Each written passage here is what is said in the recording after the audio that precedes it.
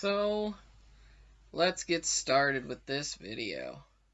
So, we're going to be setting up to wash and put some dirt texture on the fucking Tarrasque base. So, first, there was apparently a need to repaint some of the small bits of the bridge because I had yet to put a top coat or any protective measures on it because I wasn't finished with it.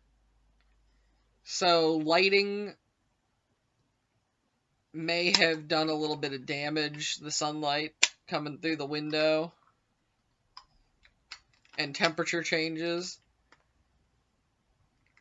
So as you notice, I'm just noticing that this is kind of a problem. So what we're gonna do here is fill in those bits of the bridge that aren't still painted, where the paint chipped off or wore away or expanded, the model expanded and contracted a little bit due to heat changes in the apartment.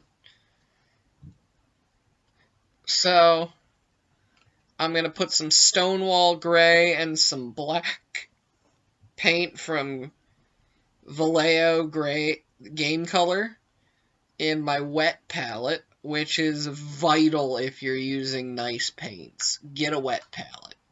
It doesn't have to be expensive. It can be cheap. It can be the cheapest piece of shit. So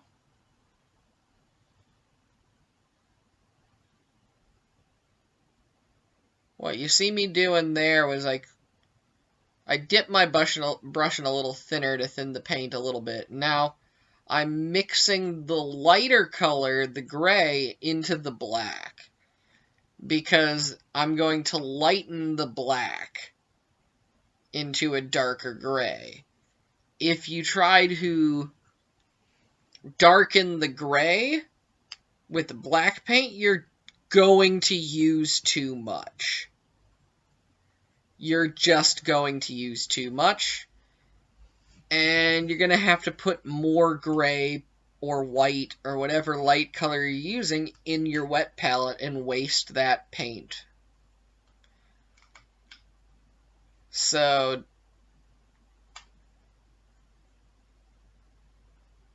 always try to, if you're making a dark color, to just lighten the already dark pigment that you have. At least that's what I do. Unless I'm mixing something and making a new color.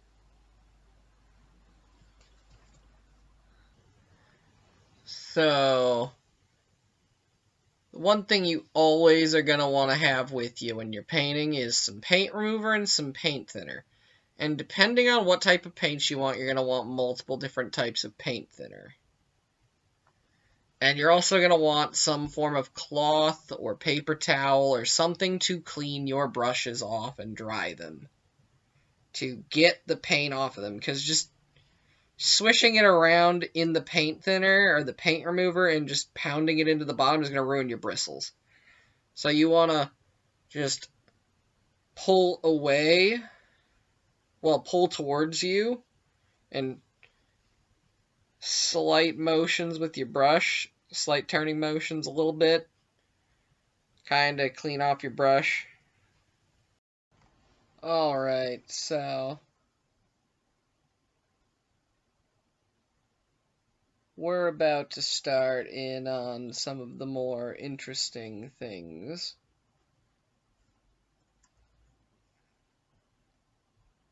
Like, I bought a new brush. I bought a whole group of new brushes today. I got one sable brush and some other not so expensive brushes, but more expensive than a brush that we're going to be coming across very soon. What we're going to be doing first is the wash, and I almost fucked up right there.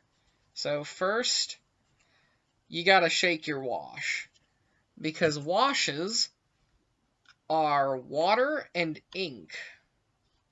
So you want to shake it to get the ink mixed with the water, and then you want to dip your brush in, and I start out by taking some of the liquid off the brush and going in and seeing how much penetration into the cracks I'm getting and how much is sticking to the model, just in case, you know, there's any wet paint. So here, what I'm going to be doing here is getting in as many crevices as possible on as many sides as possible here, and then I'm going over with a clean, very soft, very, very not expensive brush, and picking up the liquid that's not in the crevices. Whatever's on the surface, I'm just sopping it up. Normally what you'd want to do is let it dry out, but I don't like to do that with something like that, whereas with places like the rocks, you can just go on with the big brush, which is why it was already covered in ink.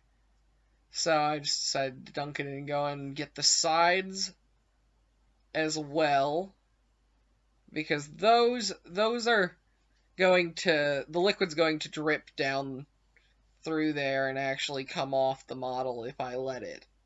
But you go and you clean your brush off. You don't need paint thinner for you don't need the complete fuck you to paint brushes that is paint remover for a wash. You could just put it in paint thinner and use your paper towel or your shirt or whatever you're using to dry it. So that's significantly easier. And as you see here, I'm using a smaller brush to go in and get these details so I don't drip wash all over the dirt path that the clay path that I'm gonna change into a dirt path.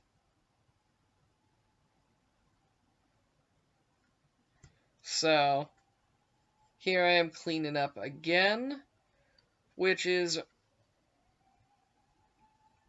something you're gonna have to do when you do a lot of wash painting if you're not wanting to risk it drying and leaving a lot of ink on there, and you want to, not have to go over it with paint again or dry brush again, because I did dry brush prior to doing the wash. So what we've got to do here is, because I've mainly finished up with the wash, so I'm going to start using some weathering paste to go into those light brown clay areas and actually start to use dry pigment to create a dirt sort of texture. And if you've noticed, I've left the picture. This is because I'm narrating it in post, because my sound wasn't the way I wanted it to be. And a great thing to use for this sort of thing are paint Q-tips for models, because they're great for adhesives. Although I made a mistake here while I was doing it. I didn't make sure to let some of the adhesive come off the Q-tip before I started going onto the model. So at this point, it's a little too thick in places for what I would need it for. Well, what I needed it for. So, you're gonna see me struggle with my tiny, tiny metal spoon. My paint mixer spoon. You're gonna see me struggle for a little bit, cause I done goofed. But hey, fuck it. It is what it is. You do what you do, and it comes out the way it comes out. And if it comes out the way you want it to in the end, no matter how much you fucked up during, you got it the way you wanted it. So, as you notice, I tried to do it with my hands, which was stupid because you bring your hands up near your face, and that's not smart with any sort of pigments that aren't, 100% non-toxic. With these pigments, they are toxic if you inhale them and they get into your lungs. Most dry pigments are bad for your lungs. When I said non-toxic, I meant like paints. There are paints that you can have on your fingers and like accidentally lick your finger and not be fucking poisoned or have cancer. But if you notice, I'm using the Q-tip. Oh, not yet. This is still the fucking spoon. The spoon, it works, just not very well on this side. Because on this side, there are a lot of small rocks. There's a tree with roots. There's a tree laying on the ground. There's a very steep decline, a hill going down. So what happens there is that the paste sort of slides down it. And if you have a lot of paste, what happens to the pigment is that it starts to adjust the color of the paste rather than glue the pigment on like a dirt. So, in areas where there is nowhere for the paste to slide down, you'll have some black glue paste situation. Now you see me actually figuring out how I should do this. Going back to my old art school memories of fucking around with paint and pigment. Dipping the brush into the dry pigment and just fucking going to town wherever I put that paste. And wherever I had pigment before. Because this brush doesn't matter. I could get another one for $1. If I forgot to clean off any of the paste that ended up getting on there. It wouldn't matter. That's why you need to buy cheap, shitty brushes, guys. Buy the shittiest brushes you can sometimes.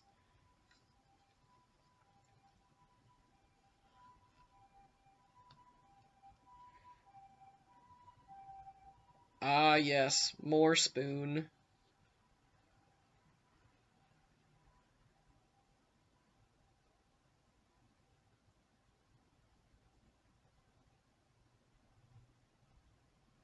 Now here's where you see me actually figuring out what I should be doing, which is going in, getting spots, and then going back and moving the paste around, thinning it out. What you'll see, I fucking forgot I used the spoon here too. Well, the spoon's good for that area.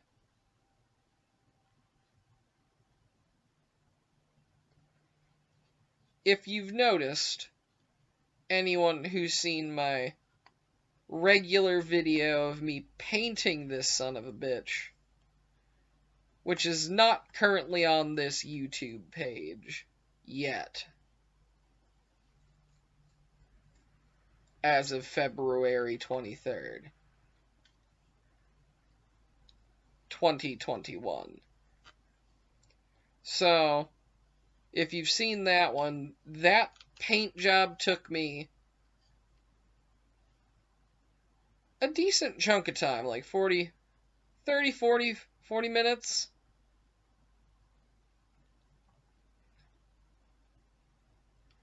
And if you've noticed, we're getting on our way towards that.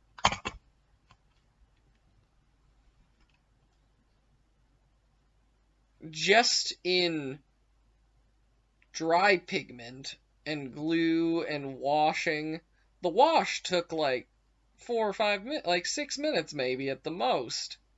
6-7 minutes.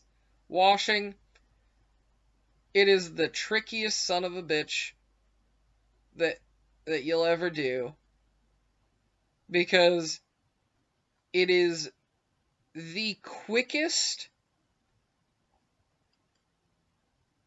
thing you will have to do if you want to like really boost the look of your model, that has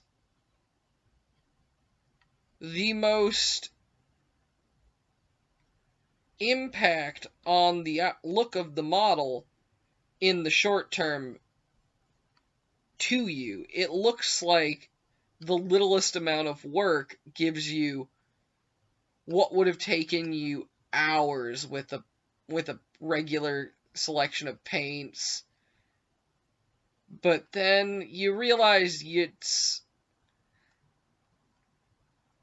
there's only so much it can do. So this side is a more flat areas, which will help you when you're doing this sort of dirt texture configuration of just weathering paste and dirt, because the flatter it is, the more you're gonna be able to dump shit on there after you've had more of a chance to thin out your paste across the model without it sliding off onto the black base that you have. And as you can tell, while I was doing this, I was extremely nervous about getting too much on, which is one way to do it.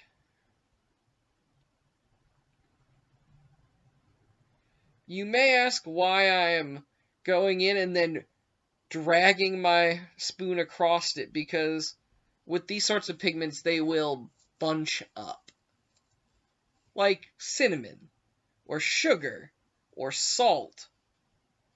Well, not as much salt, but like sugar and cinnamon sugar and brown sugar, especially brown sugar, will bunch up into clusters, so when you put down just a bunch, you have to kind of break those up. It is definitely worthwhile to start out putting small amounts on in locations where you need them, and then coming over with a brush filled with dry pigment over stuff you've already put dry pigment on in smaller piles, so that you're not getting as much paste on your brush. Because while it is a shitty brush, it is nice to not have to spend money as often as you might have to spend money.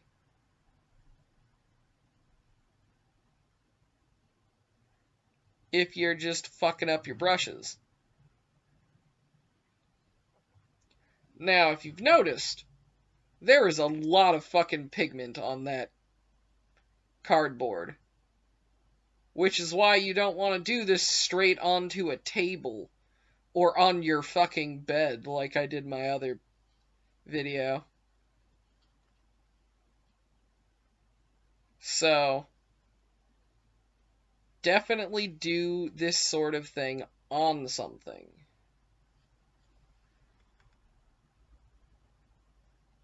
so that you can clean up easier. So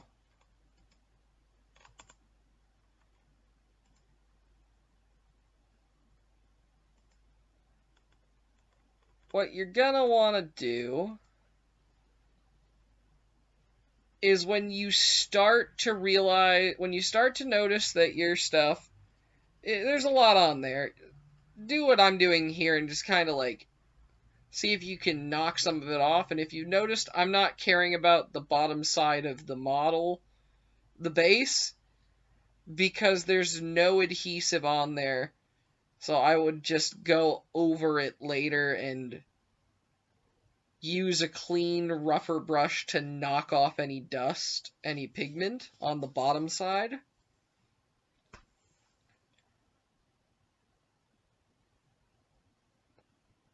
But these parts right here would be the tricky parts. Getting into the small crevices on the undersides of other colors that don't need the pigment. Because what's going to end up needing to happen is you're going to need to go in and take the dry pigment off of any parts of the model that you don't want them on.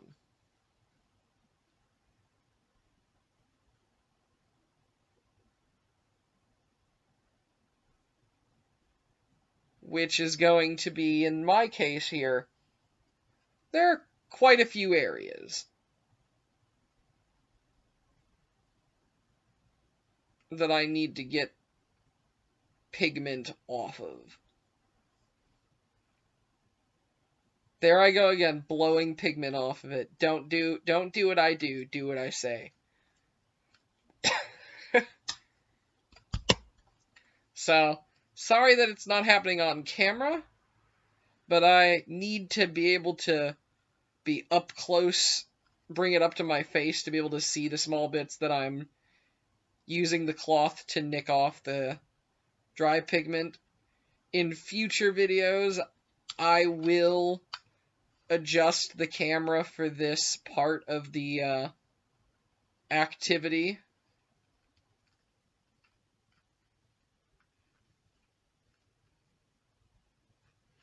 So,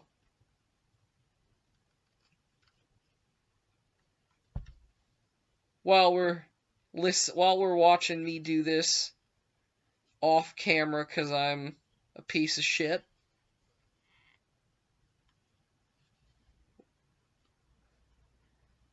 we can actually talk about the fact that if you would like to have the same model that I printed in this, well, the base for the Tarrasque here in this print, you can obtain it from the Patreon page for Lord of the Print.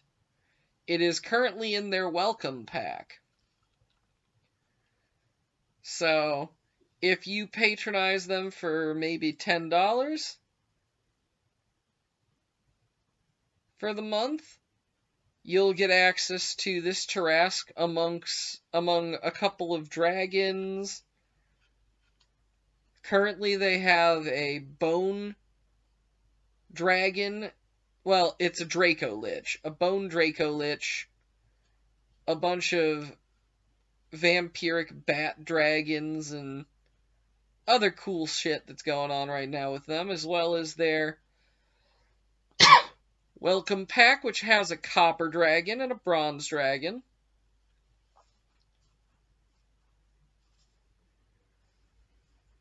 Not nix that.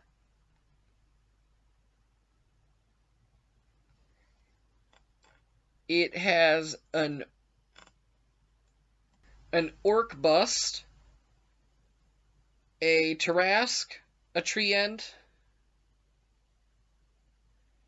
and some other things. So if you do want this base, go to Lord of the Print's Patreon page. And in essence, we're about done here, so if you like what you watched, if you had fun watching me get completely fucked up in terms of ruining a shirt, potentially a paintbrush, and just covering the shit out of my cardboard on my table and that there dry fucking pigment.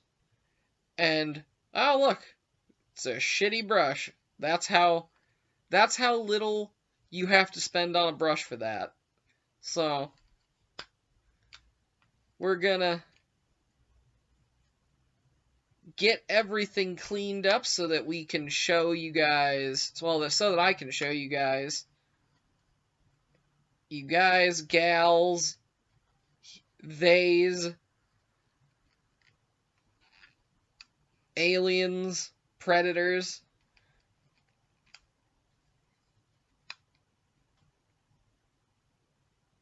nondescript humanoids, and 3D printers, and miniatures painters. Well, wannabe miniatures painters. Nobody who's an actual miniature painter should be watching my videos. It's probably for the best that you don't watch my videos if you're a miniatures painter full time. I could show you guys in better lighting the actual outcome of this session of filming. We're gonna start in the shitty lighting because I decided I might be able to fix the lighting by adjusting which lights I'm using. And slowly but surely I realized that was not actually going to be helpful. But it does help show off the light brown to grayscale, like that I did get the dirt pigment off a lot of the grays and stones. So now, here's in real lighting. I'm actually quite proud of this so far, and when I get the Tarrasque painted, I will post that up too. Well, it's about time to end the video here. So, if you want to have a monster painted with a base like this, so that's badass, you can send me a message for a commission. If you just want to continue watching me fuck around with